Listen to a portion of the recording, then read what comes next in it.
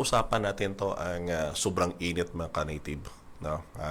Ito kasi ang isa sa mga titingnan natin, no? And hoping na makabigay na tayo ng kalaman sa inyo.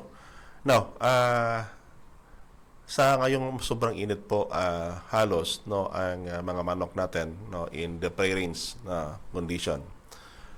Ingatan po natin, no, dapat na meron po tayong housing na kung saan po na pag dumating yung panahon na parang uulan, na for example sobrang init sa umaga and then paghapon, bandang hapon, sa tingin nyo parang uulan, no, pwede bang ikulong yung manok ninyo?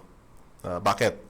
Alam nyo kasi mga native kung hindi nyo po ikulong ang manok po ninyo and then you keep them, allowing them na mag-rainstorm at saka mabasa po ng ulan, na tandaan po nyo, sakit ang dulot niyan.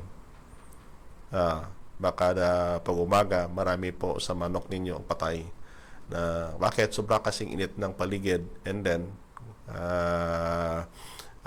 ma-expose doon sa ginaw naman po, sakit po ang dulot niyan. And that is why that if possible, now housing is very critical mga ka-native. Yung kung bakit palagi sabi natin that na